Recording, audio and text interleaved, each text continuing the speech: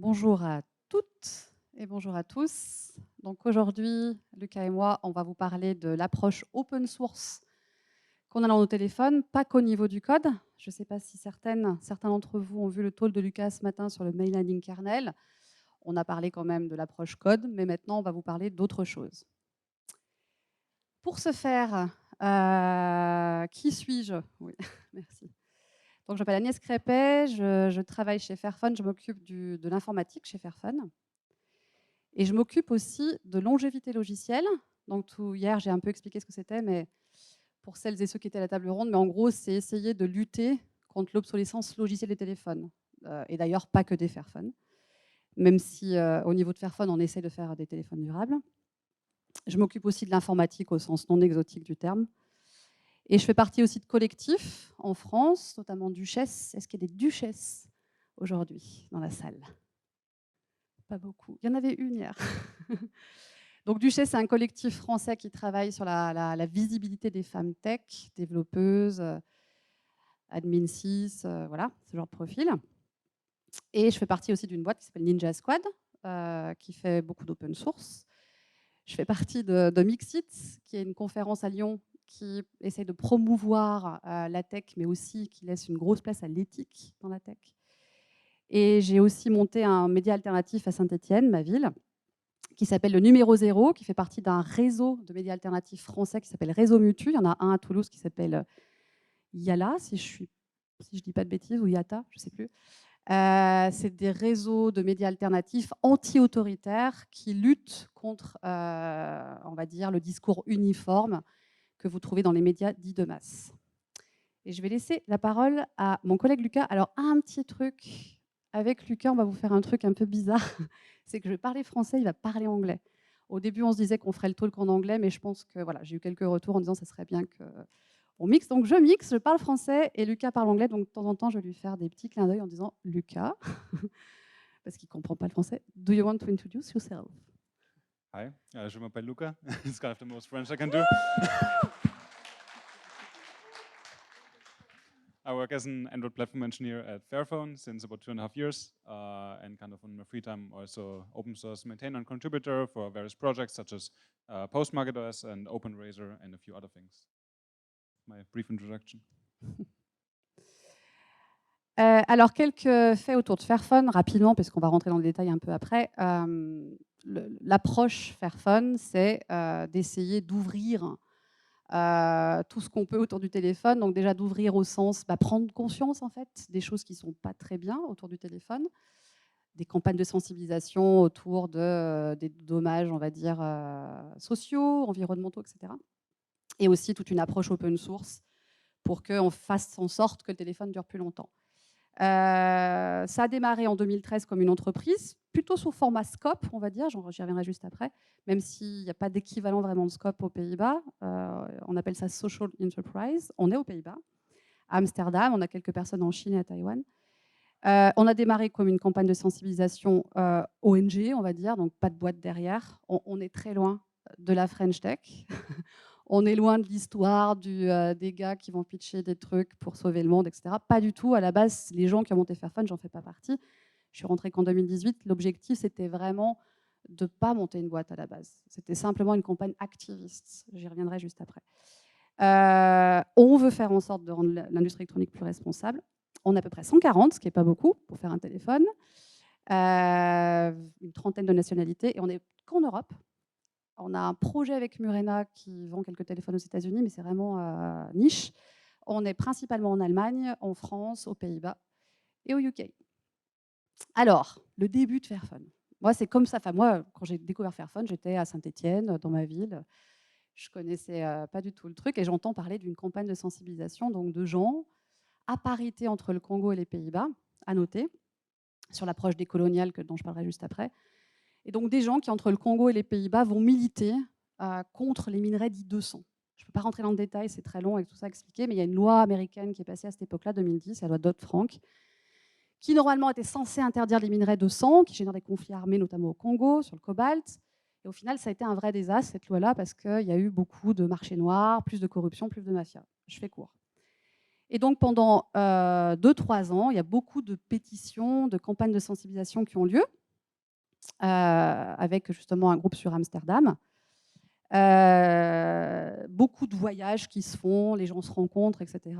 Avec vraiment cette ambition de mettre la justice sociale au cœur d'une industrie qui était très éloignée de ça.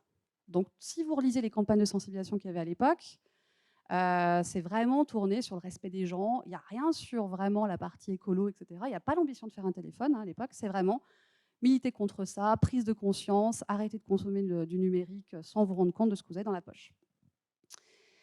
Et ensuite, quand je vous disais c'est loin de la French Tech, là, le truc particulier de Fairphone, c'est que ça a été incubé dans un truc aux Pays-Bas qui s'appelle la WAR Foundation, encore une fois, très loin des incubateurs français. Déjà, c'est au cœur du quartier rouge, donc le quartier très connu d'Amsterdam. Vous avez plein de coffee shops, etc. Et vous avez une espèce de château, là, que vous voyez sur les slides. Et ce château-là, c'est un incubateur. Un incubateur qui s'appelle la WAR. Et si vous voyez la tagline de l'incubateur, c'est Making Technology and Society More Open, Fair and Inclusive. On est loin des incubateurs que vous pouvez peut-être connaître en France. Et donc Fairphone est né là-dedans, en fait, la boîte telle qu'on la connaît aujourd'hui. Donc un peu de support en fait financier. Et en 2013, les gens se disent bon, on va lancer une campagne de crowdfunding pour essayer de récolter des fonds et lancer un téléphone qui va ne pas incorporer certains métaux qui génèrent des conflits armés. À la base, c'est que ça. Et l'ambition de vouloir monter une boîte, c'était justement d'agir de l'intérieur, en fait. C'est bien beau de dénoncer les mines, où il se passe des exactions, etc. Mais si on crée une demande pour des métaux qui ne vont pas générer ces conflits armés, on pensait que c'était enfin mieux, c'est pas le mot, mais en tout cas que c'était un bon prolongement. Campagne de crowdfunding, 50 000 téléphones qui sont vendus sur le Fairphone 1 par une bande de gens qui n'ont jamais fait un téléphone. Finalement, ça marche pas si mal, et ce téléphone Fairphone 1 voit le jour en 2013. Donc 3 ans après les différentes campagnes activistes que j'ai mentionnées juste avant. Alors la question qu'on pourrait se poser, c'est pourquoi en fait c'est passé par le fait de faire un téléphone. Why a phone, Lucas? Well, so if we look at the environment, the digital industry is causing about 4% of the global greenhouse gas emissions right now, and about 2.5% of France's CO2 footprint. And of this 4%, 84% is actually spent on device production. And then only the remaining 16% is kind of for running networks and data centers. And yeah, electronic waste is the fastest growing waste stream on Earth. With over 50 million tons a year, it's a lot of waste. And of this, 1.5 billion phones are sold every year. And only after 2 to 3 years, it's the average lifespan, then the rest, only 20% are recycled or reused. And the rest is either not recycled, some are kept in drawers. And also then informally, millions of people around the world are working to dispose of this electronic waste, mostly informally, mostly in hazardous conditions to their lives and the environment. So let's look at the 4 impact areas that we have at Fairphone. So we are focusing on fair materials, fair factories, longevity, and reuse and recycling. We will go over these areas later in this talk. So kind of our theory of change at Fairphone is that we first want to raise awareness. We want to show that it's an issue and show the things that need to be done. We want to set an example. We want to show how to do it, how to resolve these issues, and how to make it better. And by doing this, we want to motivate the industry to also follow along, to improve also and improve it for everyone. So kind of our mission is to establish a viable market for ethical electronics and to motivate the entire industry to act more responsibly. And yeah, we were founded with a purpose of creating a better electronics industry. So if we look a bit at the timeline of our Fairphone, as Agnieszka said, we were founded in 2013. That year we launched Fairphone 1. Fairphone 2 we launched 2 years later, which was a modular phone, so you could actually replace some components very easily. You could even replace the screen without any screwdriver. You could just move some sliders and open it up. In 2016, we made an open source Android version for the Fairphone 2, so where you can build it yourself and run it on your device. Then yeah, in 2019, we launched the Fairphone 3. 2020, the Fairphone 3 Plus was launched, which was Fairphone 3 with the new camera modules. So there we also used our modularity to get better camera hardware for new users. And also you could take your Fairphone 3, replace the camera modules, and then you basically have a Fairphone 3 Plus. 2021, Fairphone 4 was launched. And yeah, this year we launched our headphones, and Fairphone 5 was launched about 2 months ago. So if we look at our phones, you can see basically we launch a phone about every 2 years. Especially since Fairphone 2, we really started to spend a lot of time on software maintenance. The Fairphone 2 launched in 2015, got 4 major Android version upgrades. It became only end of life earlier this year with Android 10. And this was 7 years of software support. We're also trying to do the same with Fairphone 3, which was launched in 2019. So far, we got 3 major upgrades to the phone and are doing updates until at least 2024. Fairphone 4, also 2 major upgrades so far, support until 2026. And Fairphone 5, we launched recently. We are doing updates until at least 2031 with an aim for 2033. This would be 10 years of software support. So we have 10 years of smartphones, and now we do 10 years of software support.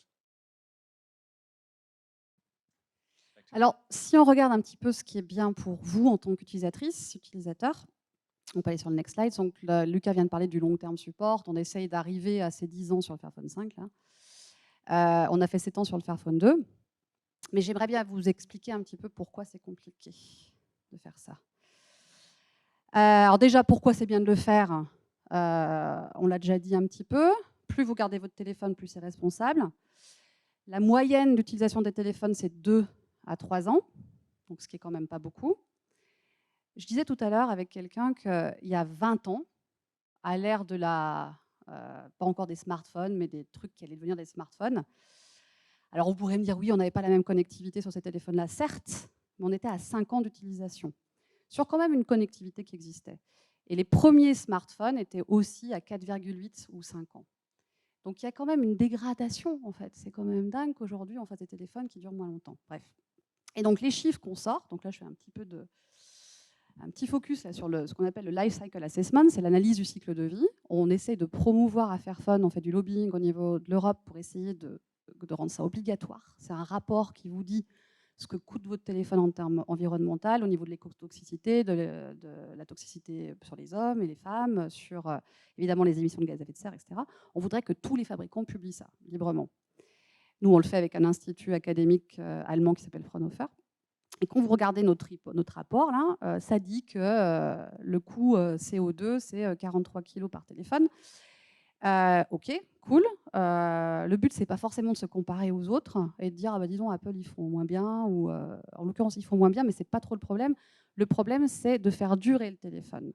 Parce que plus vous allez en rajouter dans les 10 ans, là, des téléphones, plus ces 43 kg vont se multiplier. Si vous n'en avez qu'un sur ces 10 ans, et ben forcément, vous réduisez la consommation des émissions de gaz à effet de serre et de l'empreinte carbone. Donc, le rapport dit, si vous le gardez 7 ans au lieu de la durée moyenne de 2 ou 3 ans, ça diminue de 44%. Et pourquoi c'est compliqué de faire un téléphone qui dure? Là, je vais rentrer un peu plus dans le détail. Bah déjà, première raison, dur à réparer. Vous cassez votre écran.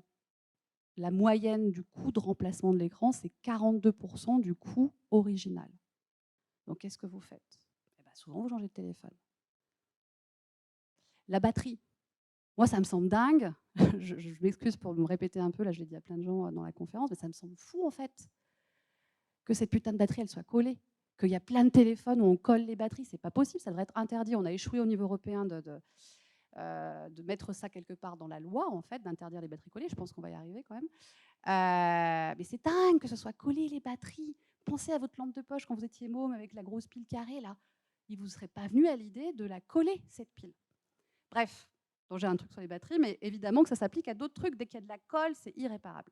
Donc, au niveau de la modularité de votre téléphone, au niveau de la conception de votre téléphone, vous le mettez modulaire, vous le rendez réparable. Et la plupart ne le sont pas. Et c'est difficile à maintenir. Et là, je vais rentrer un peu plus dans le détail logiciel. Vous avez peut-être eu cette notification qui dit « Ah, bah, l'application, elle n'est pas compatible avec votre device ». Et bien oui, souvent, elle n'est pas compatible avec on va dire, les composants qui sont dans votre téléphone. Donc là, vous avez un beau Fairphone 3. Je vais vous parler d'un échec et d'un succès. Donc le succès, c'est que ce téléphone-là, on est assez fiers, on l'a porté 7 ans et 3 mois de mise à jour de logiciel. On a perdu le support de la puce. La puce, c'est, on va dire, le truc qui régit beaucoup de trucs dans votre téléphone, le chipset, le processeur, avec des sous-processeurs, qui chez nous étaient fournis par Qualcomm, mais avant on avait un Mediatek, et c'est, on va dire, tous plus ou moins la même chose, quoi. Vous avez des puces qui sont fournies sur un certain nombre d'années de support pour Android, avec des versions d'Android données. Et puis quand vous voulez continuer à faire des mises à jour Android, eh ben, ce n'est pas possible parce que la puce n'est pas supportée, officiellement. Bah, nous, ce qu'on a essayé de faire sur le Fairphone 2 et ce qu'on essaie encore de faire sur le Fairphone 3, c'est de continuer à faire ces mises à jour logicielles, même si la puce ne le supporte pas officiellement. Ça, c'est plutôt le succès, donc la partie ici. Même sans le support de la puce, on a fait l'implémentation Android dans le temps. L'échec, parce que ça serait quand même con de ne pas vous donner des échecs. Fingerprint sensor. Qui a un Fairphone 3 dans la salle? J'en ai vu un ou deux dans le... Voilà. Vous n'avez pas eu des problèmes sur Android 13 avec votre fingerprint sensor qui ne marche plus? En tout cas, il faut passer plutôt par des mots de passe ou PIN. Peut-être, notamment sur les applications bancaires, sauf si vous n'utilisez pas d'application bancaire. Mais en gros, pour faire court, on a perdu le support logiciel du fabricant de ce fameux fingerprint sensor. Ce qui fait qu'avec la dernière version d'Android qu'on a portée, Android 13, et des requirements, des exigences Android qui étaient différentes et plus hautes au niveau sécurité, bah, le fait d'avoir perdu le support le firmware de du fingerprint sensor, on n'a pas pu l'upgrader correctement. Et du coup, au niveau usage du téléphone, vous ne pouviez plus l'utiliser sur les applications bancaires et vous devez passer par un code PIN ou un code ou un mot de passe. Donc, plein d'utilisateurs pas contents. En Autriche, Lucas est autrichien, en Autriche, il y a un DigiID, une espèce d'app gouvernementale là, qui passait aussi par le fingerprint.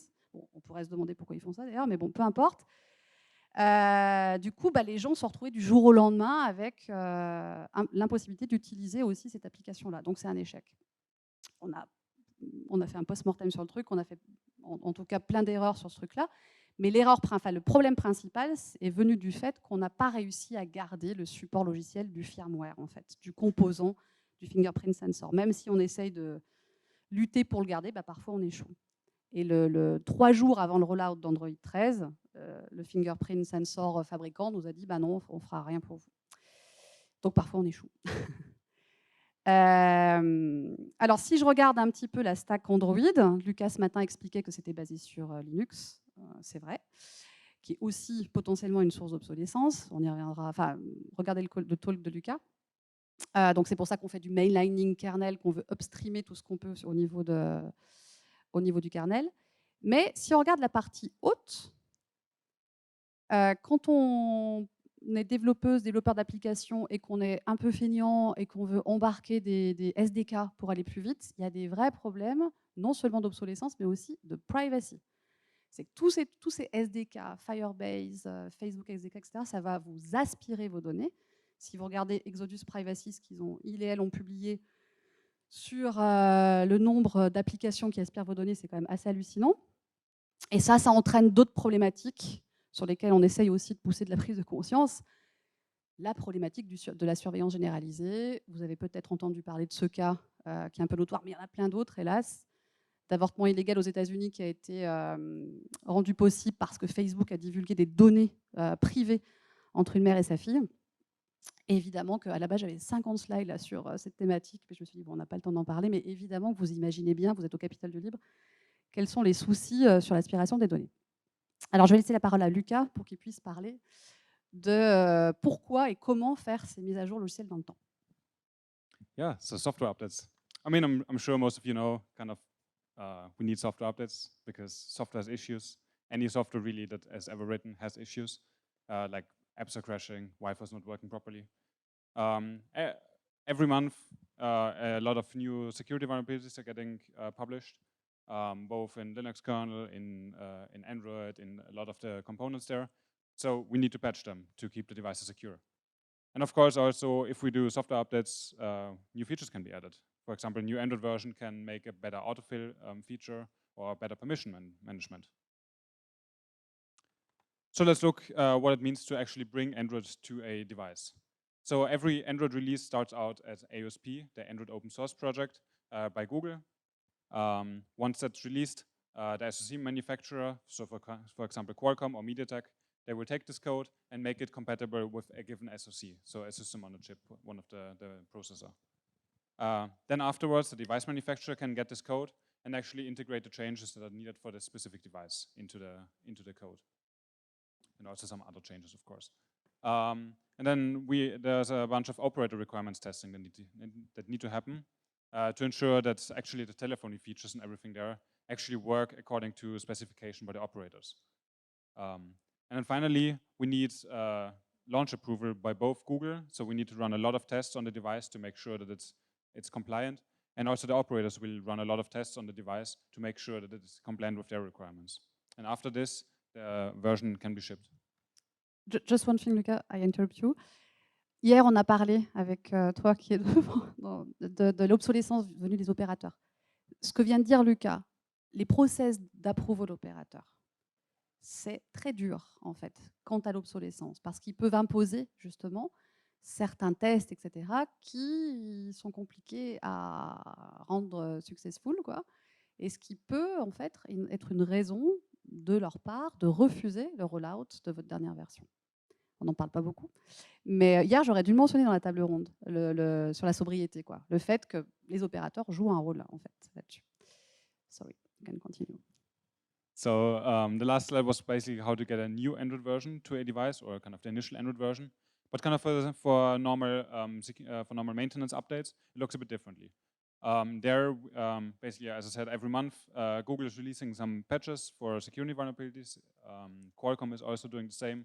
And we're also getting some updates from network operators, maybe some new requirements or some slightly updated requirements. And also some app updates for the things they ship.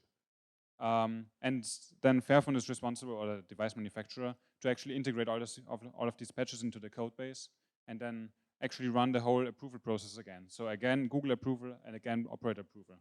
And this is kind of also why it takes quite some time to actually get these updates out to end users. And kind of we can do this process for basically about 3 years. So Android is being maintained, or a specific Android version is being maintained with security updates for about 3 years after launch by Google. And after that, basically you have to switch to upgrade to a new Android version if you want to continue supporting this device. Of course, would also be good to update earlier because then you have a new Android version.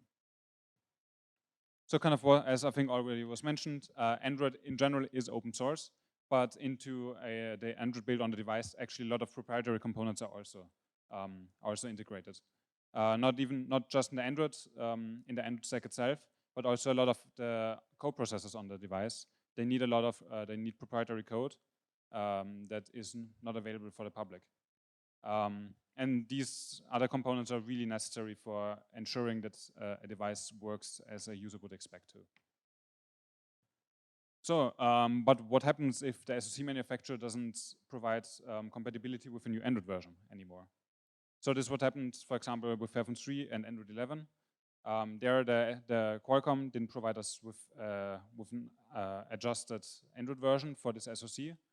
And this is also where generally speaking in the industry, this device support stops because the device manufacturer is not willing to support the software for longer than that.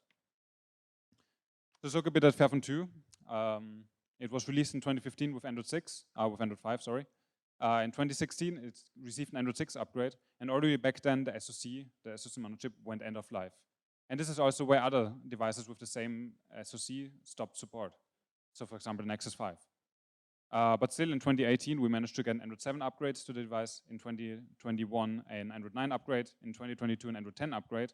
And only earlier this year, the device was end of life, because also Android 10 was end of life back then, and we couldn't upgrade it further. So to understand how we did this, we need to dig a bit into it. So we kind of took over the role of Qualcomm in this case. We reused some proprietary components from Android 6. We also looked a lot at code that was published by Qualcomm, where they did support Android 7, for example, the Snapdragon 835, which is a newer chip, so it got the support. But also we reused some parts from LineageOS. So LineageOS already had the device working. So we were able to take some parts over there. So for example, some kernel patches that were necessary to get the new Android version running.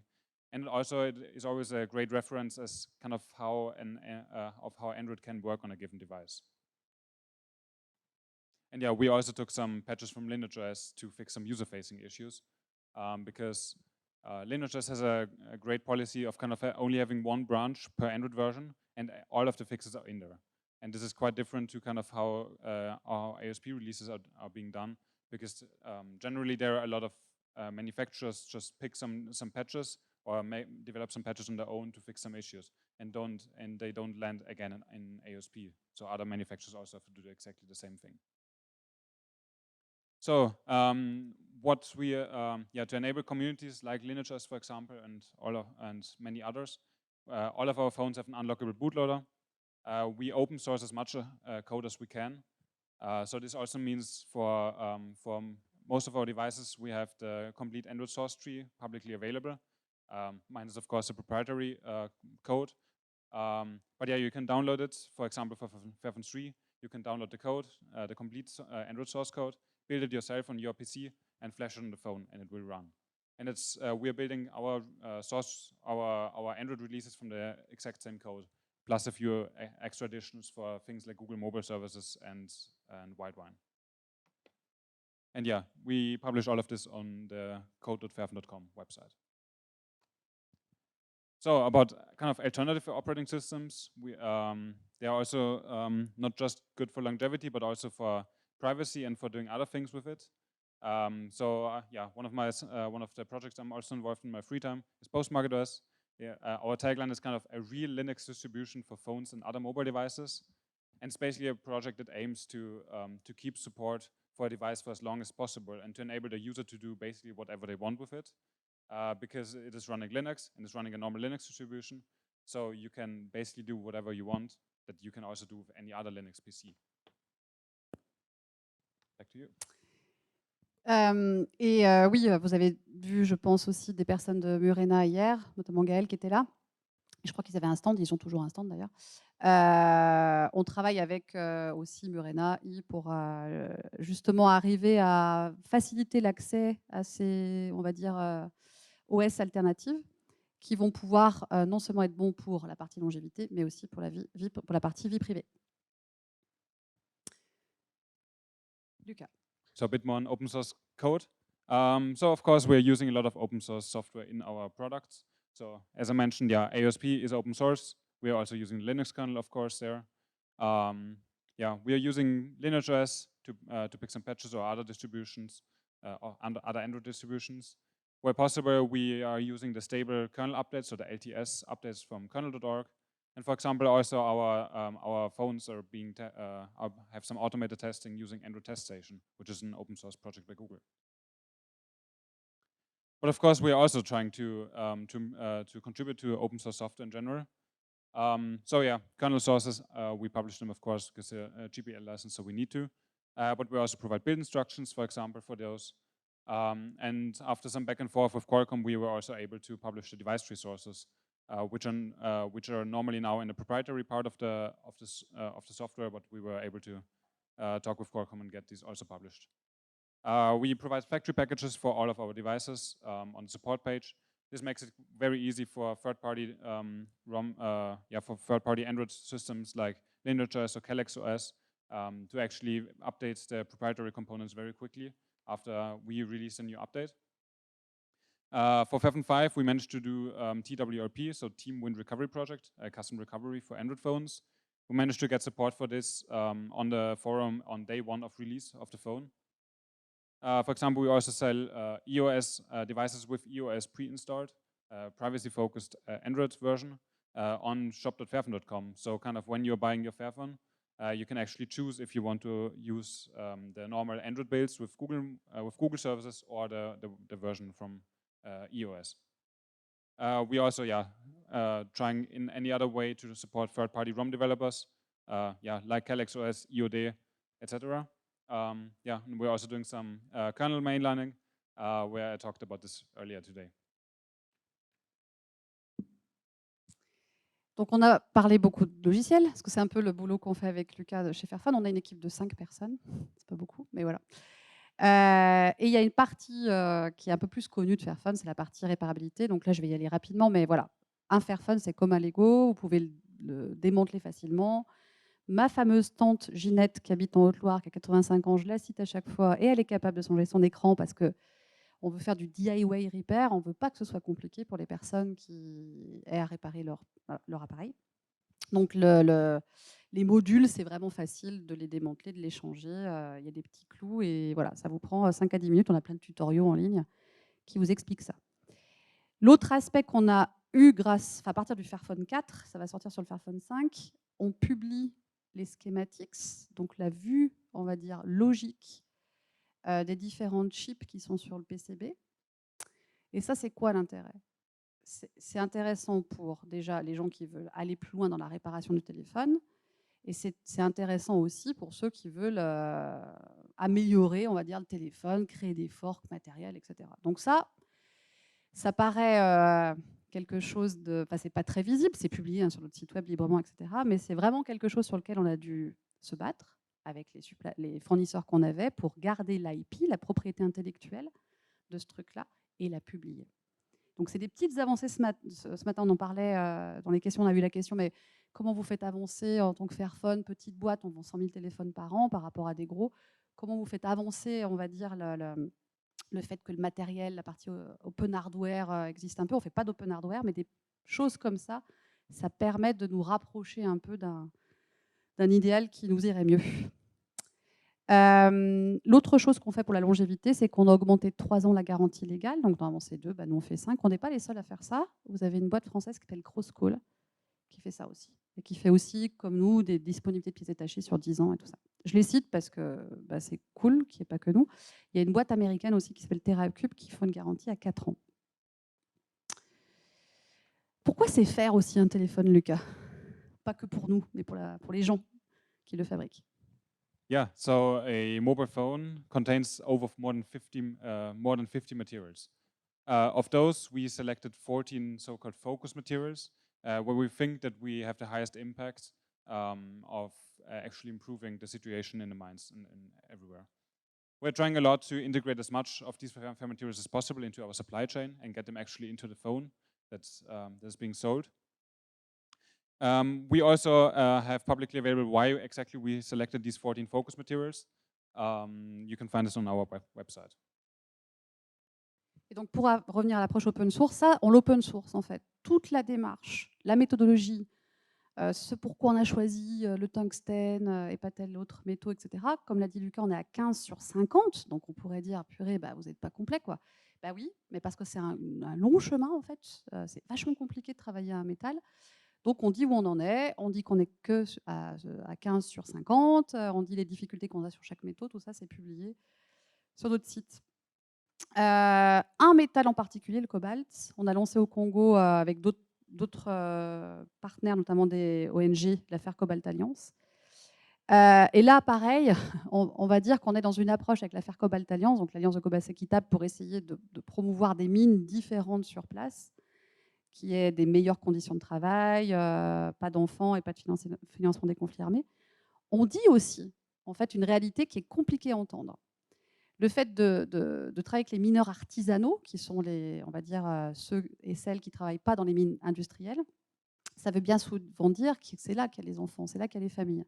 Et donc, pareil, on parle de ça en disant ce n'est pas satisfaisant, évidemment qu'on ne veut pas qu'il y ait des gamins dans les mines, mais on accepte de dire comment on démarre, en fait, quelque part, et on préfère bosser avec les gens sur place plutôt que de checker les box d'une mine industrielle qui se dirait responsable. Parce que bien souvent, on sait que dans la pratique, ça ne marche pas, en fait. Donc ça aussi, on l'open source, on parle de ça librement, et ce qui est parfois un peu compliqué à expliquer. Il y a des boîtes, des plus grosses boîtes que nous, qui ont acheté ce cobalt-là, notamment Tesla, Pixel, Volvo, etc. La question qu'on a beaucoup de certains journalistes, c'est « mais dis donc, vous faites le social washing de Tesla ». Oui, mais en même temps, Tesla, quand ils achètent du cobalt, c'est des tonnes et des tonnes. Ce n'est pas les kilos que va acheter Fairphone chaque année qui va permettre à ces gens-là de pouvoir vivre convenablement. Donc il faut qu'on crée une demande, il faut qu'il y ait des gens, des grosses boîtes qui achètent ce cobalt-là. Donc nous, quelque part, on crée le changement avec les gens sur place, on ne présage pas de ce que seraient les bonnes conditions de travail pour ces personnes-là, on le définit avec elles, on crée le truc, et ensuite on essaie de trouver des clients, entre guillemets, quoi. Et oui, potentiellement des Tesla, qui peuvent se faire le social washing là-dessus. Yeah, so getting the fair materials into the supply chain is actually quite complex. It would be amazing if we could just go to the final assembly manufacturer and tell them, hey, we want fair materials in our product. Thank you. But unfortunately, we actually need to work a lot on this ourselves and actually check on each level that it's actually happening. This is kind of a very rough example, of course, how minerals end up in the product. But yeah, we approach from both the sides from mines. So we work on some projects with mines, which actually, then these materials get traded up kind of to smelters and refiners. But also from the other side, we are approaching the component manufacturers to actually get these fair materials into it. And kind of we have to meet in the middle. So we also map the journey of the materials. So we publish this on our website, so you can see where the materials are coming from. Why we do this is, of course, we want to scale it. So we want to get more fair materials into the products. But also we want to have followers. We want to have other companies looking at what we're doing and seeing that it's possible and how it is possible, and actually also follow with it. So, for example, here you can see the a map of how the materials for FEFN 4 end up in the final assembly manufacturer in China. So, for example, you can click on tungsten, and you can find it's coming from a town in Rwanda, then going through a smelter in Austria, then and going to a different factory in China, and then finally landing. So basically, the tungsten finally lands at the final assembly manufacturer. We also have a very long list of the suppliers, smelters, and refiners on our website, so you can check kind of, and other companies can check, with what companies you can actually act with to get this. Et la question qu'on a beaucoup là-dessus, pareil, certains journalistes, c'est mais pourquoi vous dites comment vous faites les choses bien, etc. Bah oui, mais nous, encore une fois, on veut que les autres s'approprient ce truc-là. Donc tout est open sourcé pour que les autres boîtes puissent éventuellement faire pareil. Ce qu'on vous a expliqué sur les mines, il se passe à peu près la même chose sur l'assembleur, l'usine qui est en Chine. On vient d'avoir une question tout à l'heure qui disait pourquoi en Chine? Bah oui, mais on veut être là où ça se passe mal. Il peut y avoir de la place pour des boîtes qui assemblent tout en Europe, pourquoi pas, on n'est pas contre. Mais l'origine de Fairphone, l'ADN d'être au Congo pour travailler avec les personnes qui bossent dans les mines, etc., ça se ressent aussi sur la partie assemblage, c'est-à-dire qu'on veut essayer de promouvoir un changement là où l'industrie est aujourd'hui, à savoir en Chine. 95% des téléphones sont assemblés en Chine. Vous avez peut-être entendu parler de Foxconn, gros assembleur, donc boîte taïwanaise, qui est le plus gros employeur chinois, 1,3 million d'employés, malheureusement connu en 2010 à cause de campagnes de suicide collectif d'employés qui sautaient des toits pour dénoncer des conditions de travail désastreuses. Aussi malencontreusement connu pour le travail d'adolescents, pour la sortie du dernier iPhone. Enfin, pas du dernier, mais un des iPhones du marché. Si vous voulez savoir plus d'infos sur ce genre d'entreprise, je vous conseille le bouquin qui a été traduit par Célia Isoire, qui s'appelle « La machine et ton seigneur et ton aide » d'employés en fait, de Foxconn. Il est magnifique, ce livre.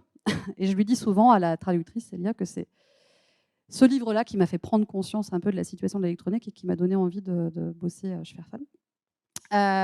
Donc l'approche qu'on a, nous, c'est déjà de ne pas présager, c'est pour ça que c'est en ce sens qu'on est dans une approche décoloniale, on ne présage pas de ce qu'est une bonne condition de travail, donc on va sur place, on a quelques employés chinois, 4 ou 5, qui vont bosser avec les employés pour définir ce que serait une bonne condition de travail. De notre point de vue occidental, on pourrait dire ces personnes bossent trop, il faut qu'ils bossent moins, il faut qu'elles bossent moins.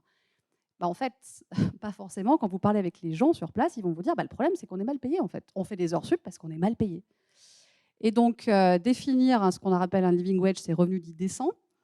Pour nous, ça veut dire quoi? Ça veut dire qu'on a passé du temps avec ces gens, on a calculé ce que ce serait un bon salaire qui leur permettrait de ne pas faire trop d'heures, pas faire d'heures sup en tout cas. Et vous avez un gap qui est assez élevé. Le salaire minimum, l'équivalent du SMIC journalier, c'est à peu près 13,50 $. Et si vous voulez payer les gens pour qu'ils et elles n'aient plus à bosser en faisant des heures sup, on arrive à 28 $.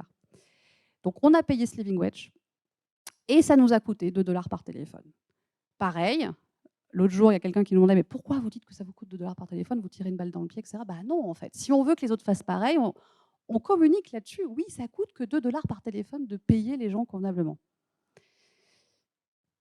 On a lancé une campagne là-dessus pour essayer d'inciter d'autres fabricants.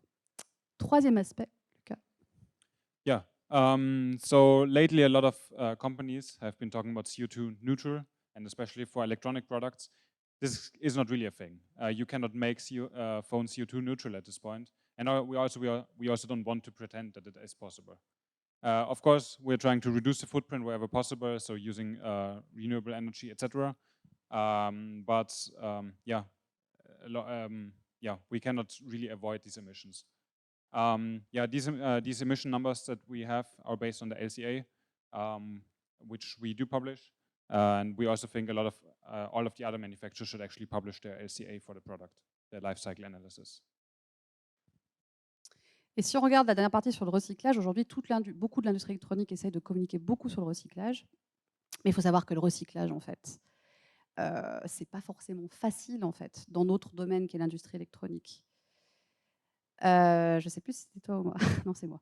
Est-ce que vraiment ce que vous allez recycler va être recyclé convenablement? Ça, c'est une première question. Est-ce que votre téléphone un jour va être recyclé? Les derniers rapports montrent que, les dernières enquêtes qu'on a faites, sur lesquelles on s'est appuyé sur des rapports de WEEE, dans plus de la moitié des cas, on ne sait pas ce que devient le téléphone, c'est intraçable. Dans un peu plus de 17% des cas, c'est recyclé convenablement.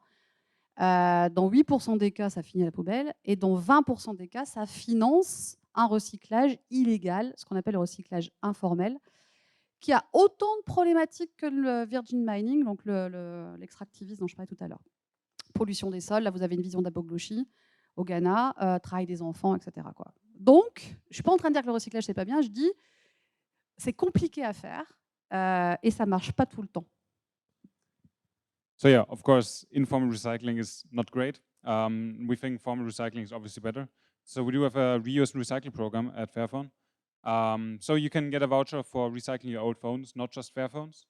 But for Fairphones that we do get in good condition, we will actually refurbish them or reusing some spare parts from them, which is also made quite a bit easier with modular design. But yeah, recycling doesn't cover everything. So even, when we produce phones, of course, before recycling, you should probably try to reuse the phone or the device in any way you can. But then unfortunately, you cannot recycle everything. A part of it will go to waste. For example, some alloys you cannot recycle properly. And you will always need new raw materials to keep this cycle kind of going. Alors tout à l'heure, à l'instant, Lucas explique le fait que c'est bien de collecter les téléphones. Donc on fait des incitations pour proposer aux gens de recycler leur téléphone. Mais on a aussi des gros programmes de collecte au Ghana. Parce que, hélas, l'autre truc un peu terrible, c'est que nos téléphones, non seulement ils sont extraits dans certains, les métaux sont extraits dans pas mal pays de l'Afrique des Grands Lacs, mais en plus de ça, ils finissent là-bas. Je vous parlais d'Abogloshi tout à l'heure. Et donc, du coup, ce qu'on a, c'est des programmes qui récupèrent ces téléphones-là pour les recycler convenablement. Ce qui, j'espère, à long terme, se fera aussi sur place.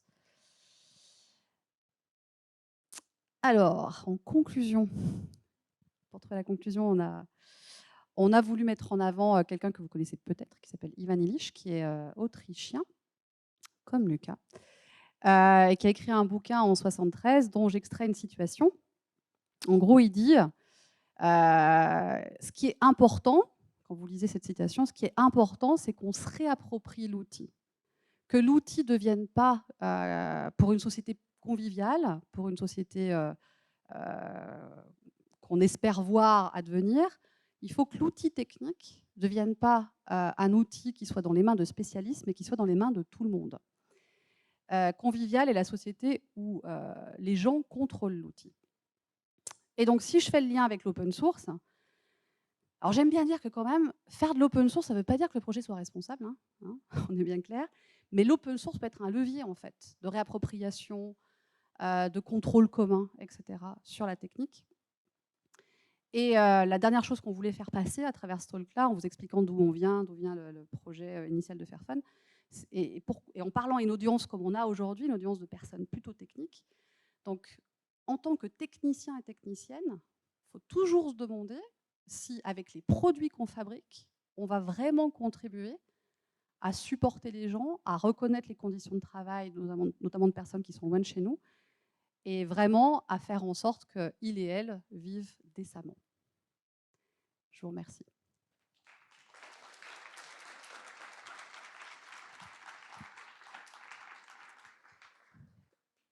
Et il reste quelques minutes pour les questions, mais évidemment, il y a un autre talk après, mais on pourra continuer de discuter là-bas. Je laisse la personne faire passer des micros. Oui, j'ai une question. Là, sur une diapo, il y avait marqué que vous doublez le salaire des ouvriers. C'est ce que me suis rappelé. Et ça fait augmenter que de 2 $ le prix du téléphone. Ouais, on a un rapport qui publie ça. Alors, ce que j'ai pas dit dans toute l'histoire, c'est qu'au final, quand on a donné l'argent à l'usine, aux employés, pardon, ils ont voulu partager ça avec toutes les autres chaînes de fabrication qui ne sont pas Fairphone.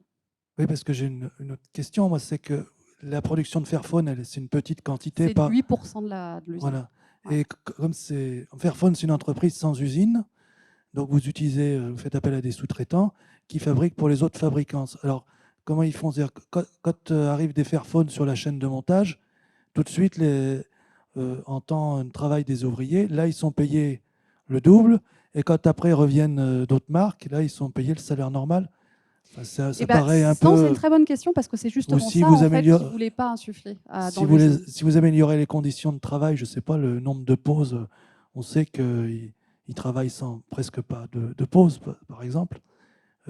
Quand il y a des Fairphones à fabriquer sur la chaîne de montage, ils vont avoir plus de pauses, par exemple. Ça paraît compliqué. Ouais, tout ça, c'est open source. Vous pouvez trouver les autres trucs. C'est que je parle déjà pas du salaire ici, ce qui est de toute façon le critère principal pour elles, pour ces personnes-là. Mais il y a d'autres axes. Il y a la cantine, il y a les dortoirs, il y a les pauses, il y a le sport, il y a le repos journalier. Enfin, il y a 46 critères. Pareil, hein, c'est marqué dans notre rapport. Il y a 46 critères sur lesquels elles ont voulu bosser, les gens. Mais le critère qui revient tout le temps, c'est quand même le salaire. Donc c'est pour ça que je l'ai mis en avant aujourd'hui, puis on avait 50 minutes, donc je ne pouvais pas parler de ça, mais on a des collègues avec Lucas qui font que ça, qui bossent que sur les usines. Ils peuvent vous présenter ça en 1 heure, hein, de tous ces programmes qu'on fait. Mais effectivement, il n'y a pas que le salaire,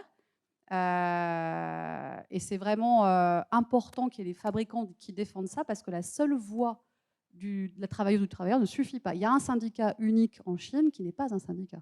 Il n'y a pas d'union en Chine. Donc voilà. On essaye de promouvoir ce truc-là auprès des... Mais du coup, peut-être que les autres fabricants de téléphones en profitent aussi, puisque si vous avez amélioré les conditions de travail dans une usine et qu'ils fabriquent pour un autre fabricant de téléphone... Mais nous, ce qu'on veut, c'est qu'ils payent aussi les 2 $.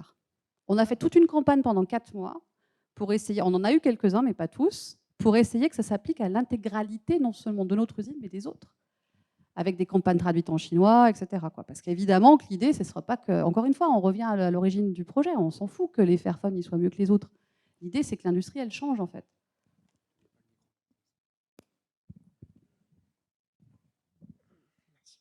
Depuis le début, Fairphone a fait le choix de faire appel à un ODM pour produire les designs, ce qui suppose du coup que vous avez une solution clé en main qui demande peu de développement pour la prise en charge du matériel de votre côté.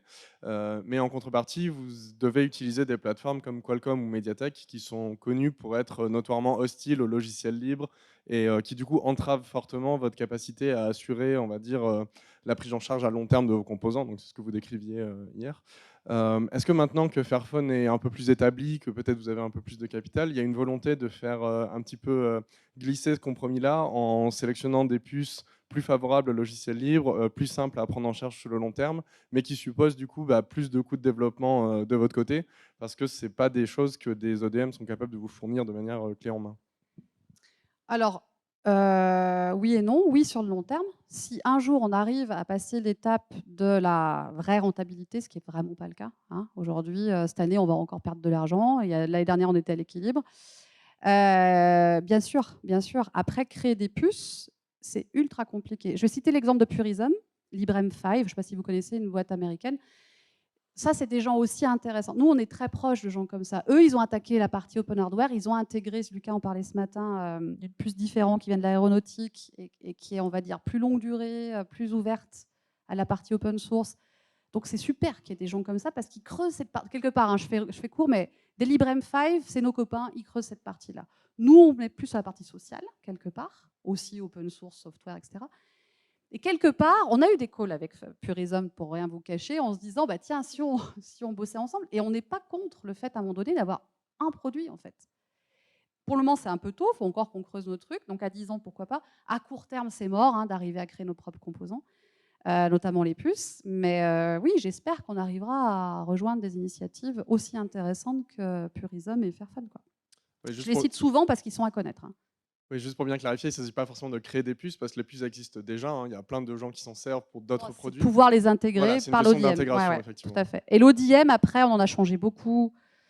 Là, on en a un qui est stable. Alors, c'est pas tout à fait vrai ce que vous avez dit. On fait le design quand même, PCB, etc. Par contre, c'est eux qui vont sourcer les composants, qui vont nous indiquer des listes de gens qu'on va choisir et qu'on va sélectionner avec eux. Donc, quand même, la partie PCB, on est quand même très, très impliqué à cause de la modularité, enfin grâce à la modularité. Je ne sais pas comment on tourne. Mais... Est-ce qu'il y a d'autres questions ?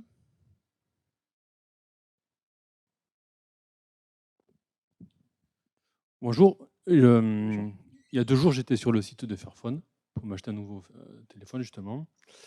Et j'ai regardé dans la liste, donc il y a le Fairphone 4 qui est proposé avec iOS intégré, qui coûte 110 € de plus que celui qui n'a pas, qui a Android de base. Et le Fairphone 5, c'est seulement Android. Et en allant sur le site de Murena, j'ai vu qu'ils proposent Fairphone 5 avec iOS. Alors je ne comprends pas pourquoi ce que... Ouais, c'est 50 € de plus, pas 100 €. 110. 110. Ouais. Alors, on regardera parce que normalement, c'est 50 € de plus sur notre site et eux font la même chose aussi. Le Fairphone 5, il va arriver sur le nôtre aussi, mais on voulait leur laisser le temps. Le Fairphone 4 avec iOS n'était pas sur notre site web il y a 2 mois, on va dire, 2-3 mois. Pendant 2 ans, ils ont vendu iOS, Murena, sur leur propre site, le Fairphone 4 avec iOS. Et nous, on ne le faisait pas. Pourquoi ça ? Parce qu'on voulait aussi essayer de les... Enfin, je ne dis pas qu'il y a 2 ans, ils n'étaient pas connus, ils étaient aussi connus, mais je veux dire, c'était quand même bien de leur laisser aussi cette visibilité, en fait. Et après, on est en accord avec eux, on ne l'a pas fait dans le dos, de manière discutée. On s'est dit, bah oui, mais il y a tellement de gens qui arrivent aussi sur le site de Fairphone qui ne connaissent pas Murenox, c'est quand même bien aussi de le proposer à l'achat, en fait, comme une option. Donc voilà, ça, on le fait que depuis 2 mois. Et sur le Fairphone 5, je pense que ça arrivera milieu 2024, je dirais, sauf si, sur notre site web, hein, je veux dire, sauf si on se rend compte que ça cannibalise leur vente. Qu'en gros, il y a moins de gens qui achètent par eux, etc., quoi. On veut pas, en respect, on va dire, du partenariat qu'on a avec eux, on ne veut pas que ça, quelque part, ça joue négativement pour eux, quoi. Donc c'est encore en discussion ouverte sur le Fairphone 5. J'espère qu'on arrivera à faire un truc. Mais tes 110 € là. C'est simple. Moi, ce que j'ai regardé, c'était. Lucas, is it possible for you to go to the shop.fairphone.com to check the Fairphone 4 EOS and to compare the price with the normal Fairphone 4? Normalement, ça doit être 50 €, c'est pour ça que je dis ça. Mais on va regarder. Donc, je ne sais pas si ça répond à ta question, mais en gros... Excuse-moi, du coup, mais ce que tu es en train de nous dire, c'est que selon qu'on achète sur le site de Fairphone ou de Murena... normalement, on devrait avoir la même marge. C'est pour ça que enfin, la même addition, quoi. Oui. Ouais. Mais ça lèse Murena si on achète sur le site de Fairphone. C'est quoi, pardon? J'ai pas compris. Ça lèse Murena si on achète sur le site de Fairphone. Justement, il ne faut pas arriver à ça. Donc, c'est pour ça que l'observation du Fairphone 4, c'est une tentative qu'on a lancée en septembre. Si on se rend compte au bout de 6 mois que ça a cannibalisé quelque part leur marge, on va le faire comme ça, c'est pas bien pour eux. Donc, il faut qu'on équilibre. Je ne sais pas comment on va le faire. Tu vois, est-ce qu'on fera plus un lien très visible sur notre site web qui redirige chez eux? Je ne sais pas. Tu vois, il faut qu'on l'étudie. Mais en tout cas, en accord avec eux, on s'était dit quand même de faire une option à l'achat. Tu vois, vraiment, tu choisis que tu flashes directement dans le process d'achat, je veux dire, du téléphone. Ça serait quand même pas plus mal. Ouais, donc tu vois. Oui, alors par contre, si tu regardes... alors, il y a peut-être des bugs sur notre site web. Non, mais si tu regardes... Pour moi, c'est 50 €. Le téléphone, comment ça s'appelle de seconde main. Enfin, comment comment ça s'appelle Ah, les refurbished qu'on a sortis à... Eh bien oui, les refurbished, on ne les propose pas encore avec i. Quand on va en avoir plus, je pense qu'on les proposera avec Parce i. qu'ils sont à Eh 469 ben oui, oui, euros. oui. Non, mais c'est sûr que les Et- refurbished, ils sont moins chers tout le temps, hein, ça c'est sûr. Mais c'est une bonne question. Est-ce qu'on va mettre des iOS sur les refurbished? Si on arrive à en sourcer plus, je pense, oui. Et là, tu auras toujours tes 50 € d'écart. D'accord, ok. Donc, Ok, c'est plus pardon. clair? Oui, ça marche. Merci. Merci beaucoup. Est-ce qu'il y a d'autres questions qui n'ont pas été posées par déjà des gens? Et je vois qu'il y a une main qui se lève, quelqu'un qui n'a pas posé de question. Puis après, peut-être qu'on ira dehors, parce que je crois qu'on est en train de dépasser le temps de l'autre speaker. Il n'y a rien après. Ah bah ok, super. Oui, bonjour. Alors, moi, je suis un ancien utilisateur de Fairphone et je trouve que, en premier lieu, votre initiative est très bien. Franchement, moi, j'ai pu acheter le Fairphone 3 avec iOS dessus et j'ai eu un excellent retour, même s'il y avait la fonction de backup, enfin, SeedVault qui n'était pas bon. C'était encore retravaillé du point de vue de Morena. Mais il m'est arrivé un truc et ça me fait poser la question de savoir si Google commence déjà, on va dire, un peu à vous attaquer, parce qu'il s'est passé un truc avec lequel j'avais pu bénéficier du VPN qui était intégré chez Morena, qui était génial. Mais d'autre côté, j'avais installé un VPN, enfin avec NordVPN, et il se trouve que j'avais eu un drôle de truc quand j'allais sur le service de Google où j'avais des CAPTCHA, mais qui étaient de différentes qualités. Et quand j'utilisais le VPN qui était intégré à Morena, en fait, c'était pixelisé. Enfin, vraiment, c'était des CAPTCHA qui étaient illisibles et ça me prenait genre 10 minutes pour les résoudre. Et je voulais savoir, par rapport à ça, si justement, il y avait Google qui... ça m'a fait penser, ça m'a fait émettre à penser de savoir si Google avait commencé à, on va dire, un peu à vous cibler indirectement dans des campagnes, on va dire, enfin, par différents moyens, pour un peu vous léser. Alors, non, mais c'est une bonne question. En fait, déjà, il faut savoir que ce n'était pas possible de faire ce qu'on a fait là, le vente de Fairphone 4 avec iOS. Nous, en tant que licenciés, enfin, ceux qui ont la licence Google, quoi. Donc, la possibilité de shipper de l'Android stock auprès de nos clients, il faut avoir une licence, ça s'appelle le MADA. Et jusqu'en 2020-2021, ce n'était pas possible. Google l'interdisait. Il y a eu un lobbying européen du Right to Repair mouvement qui a lutté contre ça. Je ne sais plus le nom de ce truc-là, mais en gros, ça s'est cassé qu'en Europe. Ce qu'on fait là, on ne pourrait pas le faire à Taïwan, on ne pourrait pas le faire aux États-Unis. Si jamais on ouvre, on vend qu'en Europe, hein, mais admettons qu'on ouvre une boutique en ligne, là, en vendant aux États-Unis, à travers Fairphone, hein, le licencié MADA, là, et ben on aura une interdiction de Google. Ce n'est pas autorisé. C'est autorisé qu'en Europe. Donc la question est bonne. Effectivement, tu me demandais ce qui nous embête, bah, c'est même au-delà de ça. Enfin, c'est dans les règles de la licence, jusqu'à il n'y a pas longtemps, tu ne pouvais pas le faire en fait. Alors il n'y a pas que iOS et nous qui avons essayé de lutter contre ça, il y a tout un tas de gens, voilà, Edry, Right to Repair, qui ont essayé de lutter contre c'est la loi contre les monopoles, voilà, c'est ça, je reconnais là. C'est grâce à ça que c'est possible. Il y a Vodafone qui fait ça avec Ubuntu Touch. Je ne sais pas si vous connaissez, c'est une marque allemande. Bref, donc ça a permis ces trucs-là, de pouvoir faire en sorte que le fabricant de téléphone, qui est le licencié Android, puisse shipper autre chose officiellement sur son site web. Voilà. On va arrêter, non? Ou on a encore des questions?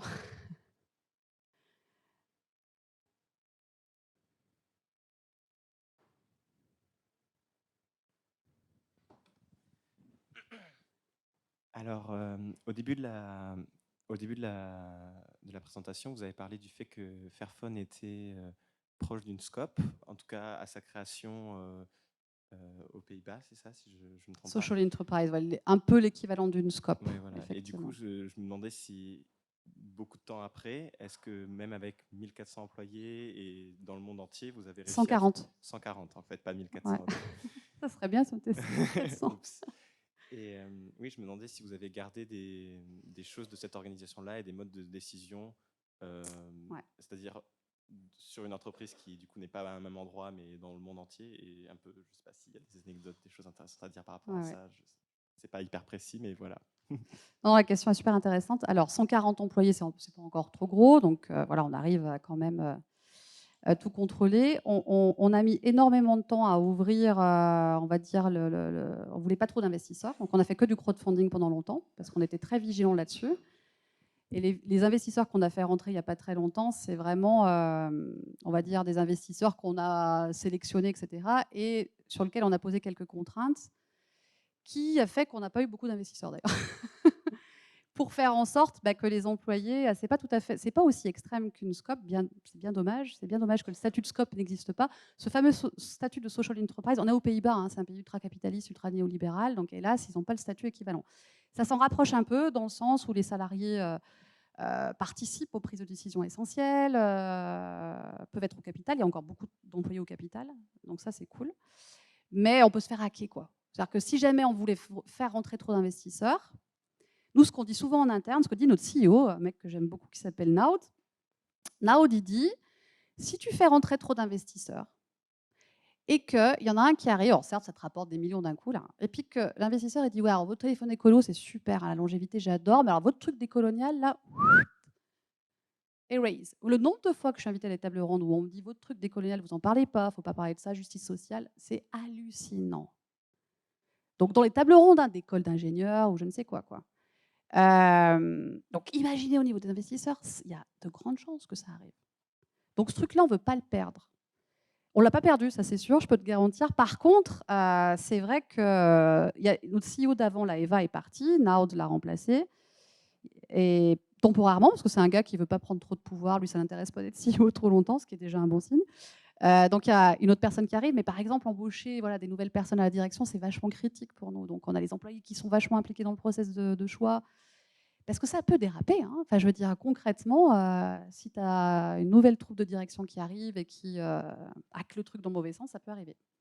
Bon, après, Fairphone, c'est rempli d'activistes quand même, de gens qui sont... je pense que ça réagirait. Et là, aujourd'hui, la gouvernance, elle est très saine, toujours. Sinon, j'y serais plus. C'est très flat. Enfin, c'est très... Il y a très peu de hiérarchie. Je n'ai pas parlé de l'organisation interne, on fait de l'holacratie. Enfin, il y a plein de process en place, de méthodes de travail. Il y a une transparence de salaire. Enfin, c'est interne. On n'a pas encore publié nos salaires en ligne, mais quoique, ça pourrait être possible. Mais voilà, ça, c'est des choses qui sont rares, en fait, quand même, hein, et qui font que tout le monde rentre pas chez... Et puis, on a des salaires bas aussi. Hein.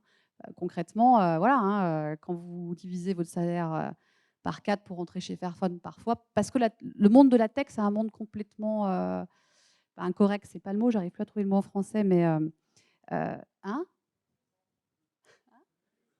indécent, merci. Oui, enfin, je veux dire, moi, de recevoir, enfin, moi, pas forcément moi, mais qu'on reçoit des offres à 150, 200K, je trouve ça indécent, en fait. On a eu une discussion hier avec Lucas qui est dans mon équipe. Je lui ai dit, si tu as Google qui t'appelle demain, Lucas, I was asking you yesterday, what you will do if Google is calling you and offering you 500K?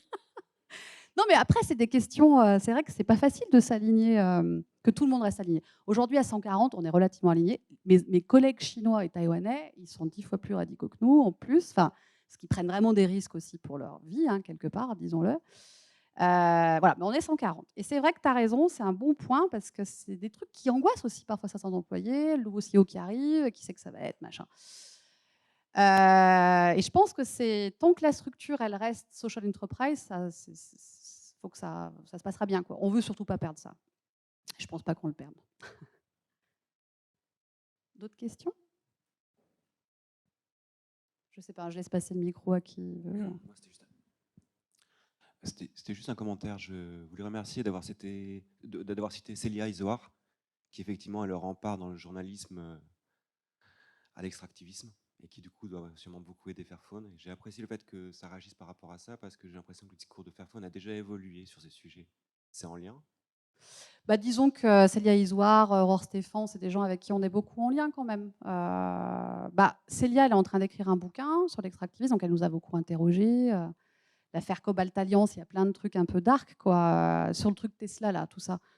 Voilà, elles ont besoin de comprendre. Enfin, Célia, par exemple, elle avait besoin elle nous a challengé aussi là-dessus, hein, en disant non mais votre truc c'est quoi? Et du coup on a passé beaucoup de temps à expliquer ça. Donc c'est des journalistes qui font proprement leur travail, c'est-à-dire qu'ils vont creuser, ils vont interroger des gens comme nous, on leur donne des contacts sur place. Enfin, voilà, c'est des bons journalistes. Et donc c'est pour ça qu'on les cite aussi en retour. Elle mérite d'être connue, Célia. Elle fait un travail de malade. Ses articles dans Reporter, lisez-les tous 3 fois. C'est son bouquin, moi c'est pour ça que je me suis retrouvée avec mes gamins déménager sur Amsterdam, parce que bosser chez Fairphone, parce que ce bouquin-là, pour moi, j'étais ingénieure dans une boîte, enfin développeuse dans une boîte classique. Je me suis dit, je ne veux plus faire mon boulot pareil, quoi. C'est pas possible. Et c'est grâce à des gens comme ça qui ont apporté ce truc-là, quoi. Donc Célia, je la cite comme ma tante Ginette beaucoup. Ouais. Donc ça a évolué dans le sens où on est plus en connexion, qu'on parle plus. Elle nous donne aussi des indications sur plein de choses sur lesquelles on pourrait peut-être plus creuser. Enfin bref.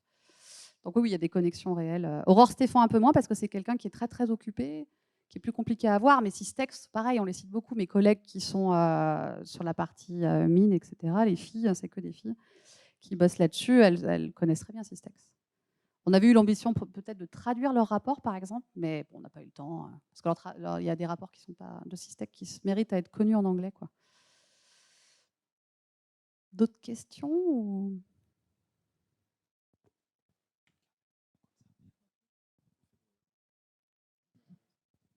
Bonjour. Bonjour. Ce serait pour poser une question par rapport à l'association Duchesse. Vous avez parlé tout à l'heure Ouais. de cette association. Ça m'intéresse particulièrement et je voudrais savoir quelle est la membre active à Toulouse. Alors, bon, il y a des filles à Toulouse. Il y a Aurélie. Aurélie, elle devait venir, mais je ne l'ai pas vue. Mais il y a quelques personnes actives sur Toulouse.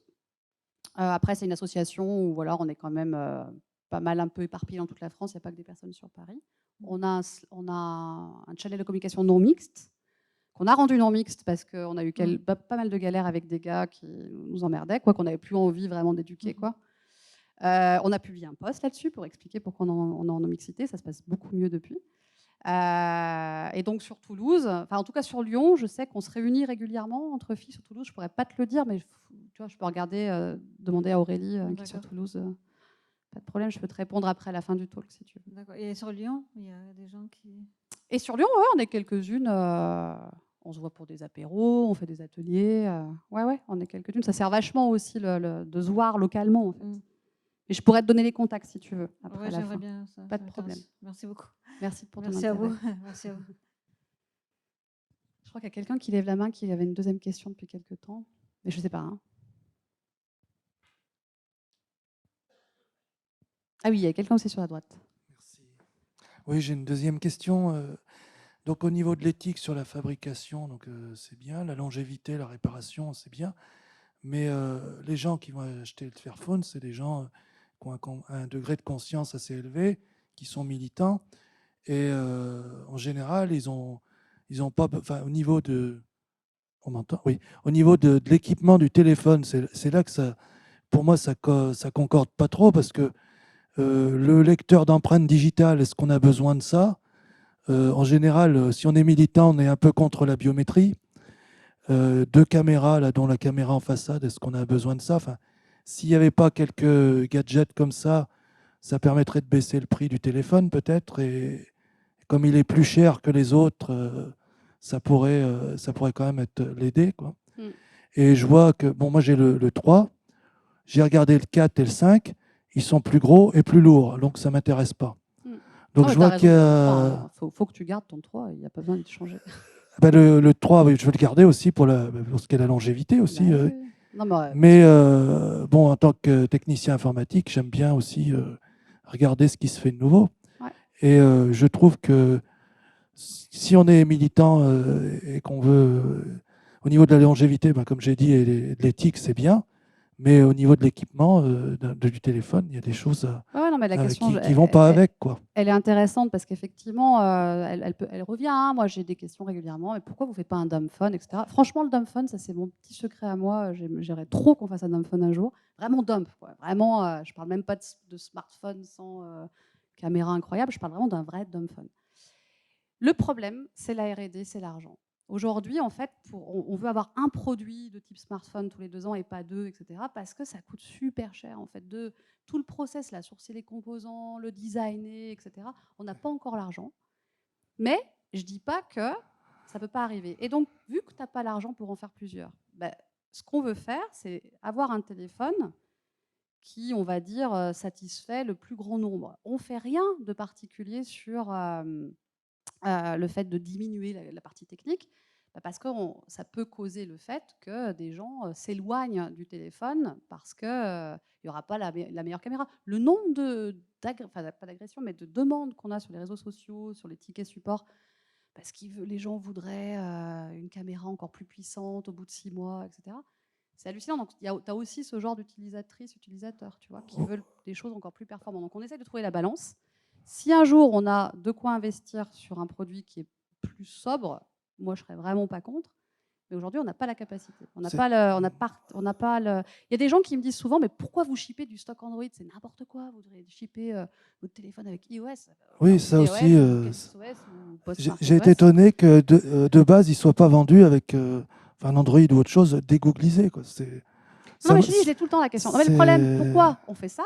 Pour arriver justement, justice sociale. Mais je comprends que c'est plus simple de faire un seul produit. Tu zappes de gens qui ne sont pas encore prêts à passer full Linear Edge ou iOS, et bah, du coup, tu vois, tous les programmes qu'on a expliqués sur la partie mine, Chine, etc., bah, tu auras moins de capacité à aider ces gens-là. Et c'est pour ça que je répète tout le temps que c'est l'ADN de Fairphone, ça.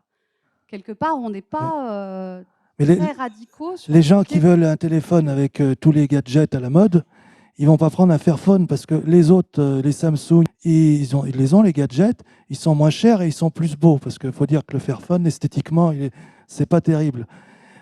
Esthétiquement, c'est pas terrible parce qu'il y a de la modularité. Voilà. Il y a un effet un peu brique. Oui, d'accord. Effectivement, il faut que tu le démantèles. Donc, ce coût de design sur le téléphone, il se ressent effectivement, mais toi, tu l'aimes pas. Après, il y a plein de gens qui nous envoient des messages d'amour sur les réseaux sociaux et par mail en disant mais c'est magnifique le téléphone.